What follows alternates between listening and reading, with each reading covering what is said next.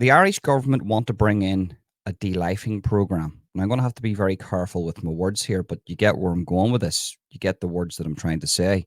Just on this platform and many other platforms, I'm sort of restricted on certain words that I can say. De-lifing. You understand what I'm saying. But Ireland wants to bring in a new de-lifing program. Now, before I read this article and before I give you my opinion on this here, I'm going to say this, that I understand there's a lot of people that have witnessed loved ones go through horrific pain because of terminal illnesses. I myself watched my brother-in-law, 28 years of age, suffer from esophageal cancer.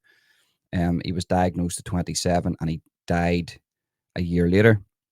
It was horrific to watch. It was terrible. And if there was something out there to relieve his pain and maybe not let him get as far into the state that he did, then we definitely would have presented him with that option. So I made a video about this before and I got a little bit of backlash where people were saying, well, you must be for people going through pain. Definitely not. I think that if there's programs out there to help people in their suffering and that option is available for them, like a de-lifing program, then yes, that option should be there. But when it comes to this, if you know about the Canadian program, if you know about the Dutch program since 2002, there has been a lot of, what's the correct word to use? A lot of people taking the piss out of it. I'm just going to say it how I see it. They see this as not just an option because they have a disease and they don't want to go through pain, but a lot of these programs that are implemented into a country are used by people that are just suffering from like mental health issues. You're seeing that in Canada. The Telegraph done a piece there last year on Canada. They interviewed Dr. Jordan Peterson. They also took a look at a few of the Canadians, sort of programs that they're entitled to. And in one case, they spoke to a lady, and the lady said that she was met with an option to de-life herself because she had to wait so long for a wheelchair. This lady was a veteran. She served in the Canadian military, and it was absolutely disgusting that they would say this to her. Now, she never once said that she wanted to do that, but they presented her with that option that, well, you don't have to be here anymore. Here's this option. Take this. You don't have to suffer anymore. You don't have to wait for your wheelchair anymore. You can just do this here and not be here anymore. And basically it was like, well, you're a hindrance to us. You've given us everything that we need from you. So there's no point of you being here anymore. While at the same time, the country's bringing in thousands of undocumented males. So, as a conspiracy theorist like myself, I really have to think, well, what is really going on? Then you have situations in the Netherlands. Since 2002, this program has been allowed in their country. It wasn't being abused at the time, but it seems like it's definitely being abused now. There's a rise in people using these facilities that aren't terminally ill. Now, Ireland wants to bring in its own version of this. And once again, I have to say this so you understand what I'm saying. I'm not saying that I don't think people have the right to use this if they're terminally ill. What I am trying to say is that there should be a clear line drawn in the sand saying, look, you don't have access to this facility unless you are terminally ill.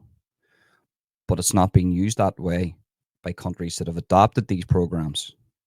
And that's the scary part to me.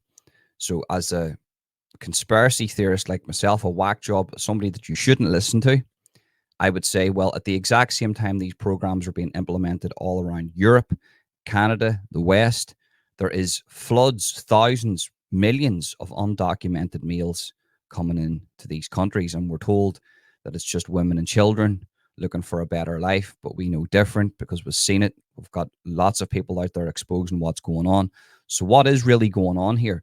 Why, at the same time, is there thousands of undocumented males, millions of undocumented males flooding the United States, the West, Canada, all the countries, and at the same time, our country has introduced programs where basically you can go and de-life yourself?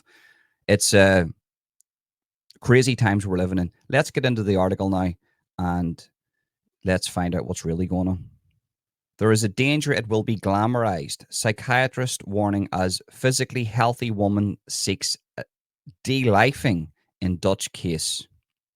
A leading Irish psychiatrist has warned against legalising assisted de-lifing in Ireland in light of a high-profile case from the Netherlands involving a physically healthy 28-year-old woman. The case of Zoraya Beek has made international headlines in recent weeks after the Dutch woman went public with details of her scheduled death next month. Beek, who has autism and suffers from depression and borderline personality disorder, once aspired to become a psychiatrist but said she had been unable to complete education because of her mental health. The 28-year-old who lives in a small village near the German border said she decided to de-life herself with the help of a doctor under Holland's legal assisted de-lifing regime after doctors told her that her situation was hopeless. So there you have it.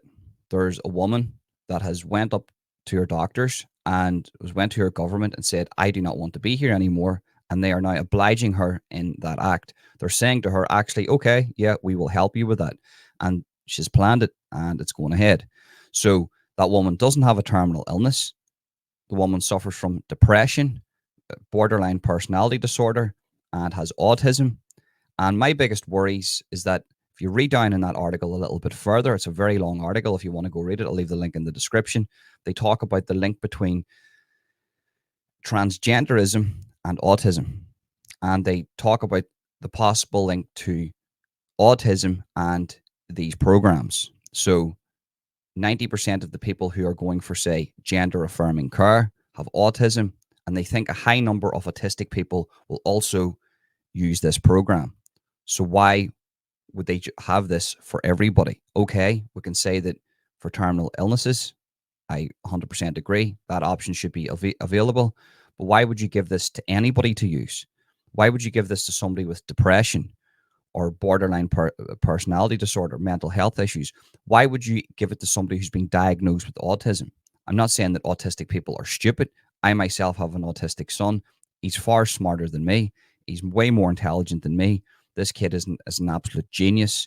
I love him to pieces. And if he came to me and said that he didn't want to be here anymore and there was a program readily available and just say he was over 18, there's nothing I could do to stop that. So I mean, we need to be very careful what we do here. This isn't about stopping these programs for people who need to use them. This lady here doesn't need to use it. This lady here is an intelligent person. She's got mental health issues that has inhibited her from completing education. So where is the line drawn in the sand? And as I say, at the same time this is going on, at the same time the Irish government want to implement their own version of this into Ireland, which possibly could really hurt young people. When I say young people, people over 18, but anybody from the ages of 18 to say 29 is still considerably young to me. I'm 36 years of age. And at the same time this is going on, our countries all around the West are being flooded with undocumented males. For me, what I do is I put two and two together and it always makes four. And that's what I done in this case. That's what I have for you today, guys. I don't want to talk about this too much because it's a very sensitive topic. I hope you understand where I'm coming from with this. Every life's precious. If you are feeling that way, if you're, I want you to know this. Anybody that subscribes to my channel, anybody that hates me that's not subscribed to this channel, anybody that loves me, hates me, does whatever, supports me, whatever, it doesn't make a difference. You're worth it. Don't do that. Don't do this. Don't go for assisted de-lifing or do it yourself. You're worth it. You should be here. I appreciate all the criticism I get. I appreciate all the praise I get. I appreciate the people who everybody in this world, you're here for a reason. The fact that you're here is a miracle in the first place. So you're worth it. I'm glad that you're here regardless of who you are, and you mean something to this planet.